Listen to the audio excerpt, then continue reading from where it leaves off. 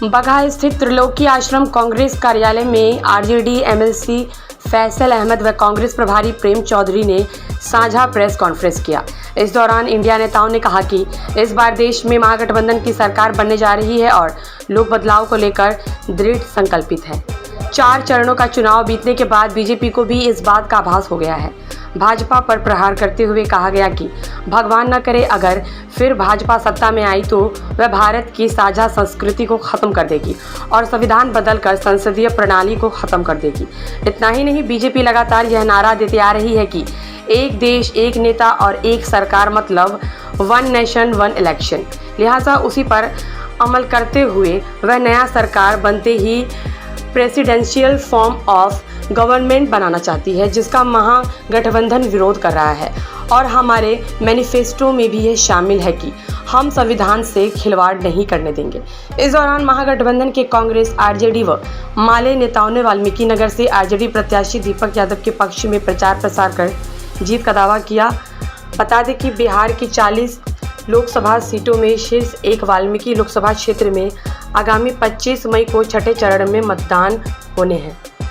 जो हम लोग का लोकसभा वाल्मीकि नगर लोकसभा में हम लोग हमारे जो महागठबंधन के उम्मीदवार हैं श्री दीपक यादव जी, उनके पक्ष में तीनों पार्टियों के आज हम लोग ने प्रेस कॉन्फ्रेंस किया और हम लोगों ने अपनी टीम बना के, जो पूरी कांग्रेस की टीम है, हर प्रखंड में हर ब्लॉक में काम करके दीपक यादव जी के नेतृत्व में चुनाव लड़ेगी और यहाँ पे हम लोग भारी मतों से विजयी होंगे। और आज जो राहुल गांधी जी के मैनिफेस्टो के ऊपर जो हमने चर्चा किया कि हमारा 4 जून को हमारी सरकार आना तय है और जब हमारी सरकार आएगी तो मैनिफेस्टो पे हम लोग ने जो आज हम लोग कांग्रेस गारंटी कार्ड जो यहाँ पे इशू किए हैं, ये हमारे माननीय नेता राहुल जी के मतलब इम्प्लीमेंटेशन प्रोग्राम है। जो सरकार बनती है तो 5 मुख्य बुंदों पर हम लोग काम करेंगे।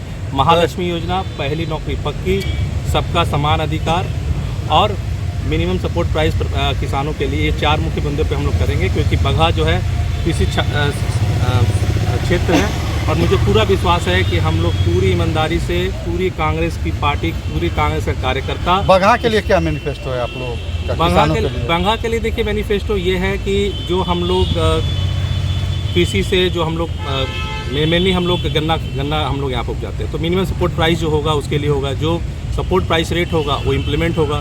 तो यहाँ के किसानों को पिछले साल तो इस चीनी मिल से गन्ना किसान यहाँ काफ़ी परेशान रहे हैं। बाहर से चीनी गन्ना आता था और यहाँ से नहीं लिया गया। 200 लोगों से बॉन्ड भी बनवाया गया है इस चीनी मिल के द्वारा। देखिए हर किसान के लिए हर किसान का एक लक्ष्य होता है और ये क्षेत्र जो है वो मुझे लगता है कि पूरी तरह से गन्ना खेती के लिए है। और मिनिमम सपोर्ट प्राइस का बहुत सारे फैक्टर्स हैं, बहुत सारे पैरामीटर्स हैं, उस पर हम लोग काम करें। ये कौन सी बात आप पूछ रहे हैं? ये गठबंधन की राजनीति में बहुत सारी चीज़ें ऐसी होती हैं कि पिछली बार हम लोगों का आरा का एमएलए था, गठबंधन में हम लोगों ने सीट माले को दे दी, पाली की सीट हम लोगों ने माले को दे दी। तो गठबंधन में तो इस तरह की गिव एंड टेक चलती रहती है। तो वही है कि कहीं हमने की सीट छोड़ी, कहीं कांग्रेस ने भी सीट छोड़ी, कहीं माले ने सीट छोड़ी। पिछले बार जो रनर प्रत्याशी थे वो भी निर्दलीय चुनाव लड़ रहे हैं, उससे क्या असर पड़ेगा आप लोगों पर? देखिए, लोकतंत्र की यही खूबसूरती है कि हर को अपनी उम्मीदवारी देने का और अपनी आकांक्षाओं की पूर्ति के लिए लोकतांत्रिक तरीके से काम करने का अधिकार है।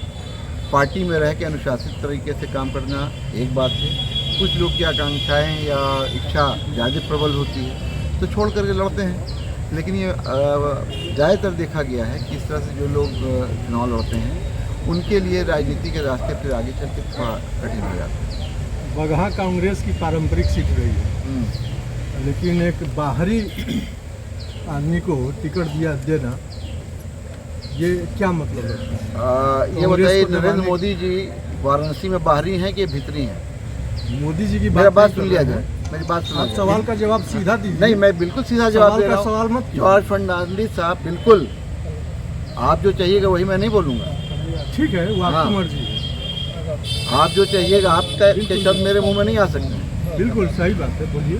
जॉर्ज फर्नांडिस साहब पुणे और नासिक से आकर के मुजफ्फरपुर रहते थे, बाहरी थे कि भीतरी थे।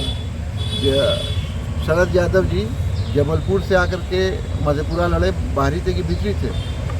तो लोकतांत्रिक व्यवस्था में खास करके जब आप लोकसभा का चुनाव लड़ रहे होते हैं तो ये व्यवस्था है, ये परिपाटी है, ये कन्वेंशन है कि कोई भी कहीं से चुनाव लड़ सकता है। हाँ, ये बात तब ज़्यादा आप कह सकते हैं कि रेलेवेंट होती है जब आप विधानसभा का चुनाव लड़ रहे हैं। लोकसभा का चुनाव आइडियोलॉजीज़ पे, लोकसभा का चुनाव मैनिफेस्टो पे, लोकसभा का चुनाव कुछ मुद्दे पे होता है, राष्ट्रीय मुद्दों पे होता है। क्या मैनिफेस्टो होगा यहाँ चुनाव में? जाहिर बात, जो राष्ट्रीय हम लोगों का मुद्दा है संविधान बचाओ देश बचाओ, उसमें कांग्रेस भी हम लोगों के साथ है, उसमें माले भी हम लोगों के साथ है, उसमें दूसरी सारी पार्टियां हम लोगों के साथ हैं। देश बचाने की का सवाल है और जिस तरह की स्थिति बनी हुई है देश में, वो बिल्कुल ये तय है कि अगर भगवान न करे स्थिति ऐसी बन गई, हालांकि अब 4 चरण का चुनाव हो गया और मैं आपके सामने हूँ, इस 4थे चरण में अब तक मैं वाल्मीकि नगर से लेके पूर्णिया तक सारे चरण में हर जगह रहा हूँ। तो मैं बहुत विश्वास से और संजीदगी से ये बात कह सकता हूँ कि इनकी स्थिति बहुत बुरी है और इस 4 चरण ने आने वाले 3 चरणों का भी रास्ता तय कर दिया, दिशा और दशा बता दी। और यही स्थिति, मैं बिहार के बाहर भी रह करके प्रचार करके आया हूँ, यही स्थिति दूसरे राज्यों में भी। तो ये बिल्कुल तय है कि लोग जग चुके हैं, लोगों को इस बात का आभास हो गया है कि ये सरकार आरक्षण समाप्त करने वाली सरकार है।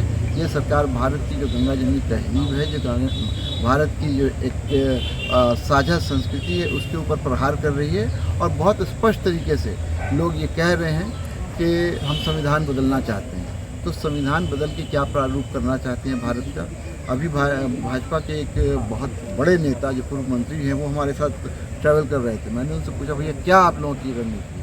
बोले देखिए, इस बार अगर हम लोग जीत गए तो ये मान के चलिए कि संसदीय प्रणाली से प्रेसिडेंशियल फॉर्म ऑफ गवर्नमेंट की और हम लोग निश्चित रूप से जाएंगे और 1 साल के अंदर जो अगला सेशन होगा उसमें ये जैसे 370 लेके आए थे, उसी तरह से CAA बिल लेके आए, वैसे ही जो अगली पार्लियामेंट का सेशन होगा, अगर उनकी सरकार हुई तो हम लोग ये प्रस्ताव लेकर के आएंगे और 400 से ज़्यादा सीट हो गई कि ये संसदीय प्रणाली ना करके पूरे तौर पे यूनिटरी फॉर्म ऑफ गवर्नमेंट जो होता है, एक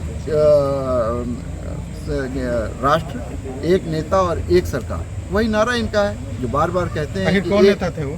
जी कौन नेता? ये मेरा क्रेडिट है कि हम नहीं बताएं आपको, मेरा अपना नहीं, बहुत बड़ी बात है, आखिर किसने कहा? बिल्कुल मैं आपको कह रहा हूँ, बड़ी बात आप खुलासा बिल्कुल कह रहा हूँ। कौन सा खुलासा कर रहे हैं आप लोग? ऐसी बात कर रहे हैं कि ये बात उनके 2-2, 4-4 नेताओं ने कही हुई है। कौन कौन से नेताओं ने कहा? आपको हम नाम भेज देंगे, मेरे पास है व्हाट्सएप पे। आपको नहीं पता है कि संविधान बदलने की बात कर रहे हैं ये लोग? क्या बात कर रहे हैं? बता दिया जाए सर, आखिर किसने इतनी बड़ी बात 4-4, 5-5 लोगों ने बोला है, उसी पे हंगामा हुआ है, उसी पे सफाई देनी पड़ी है।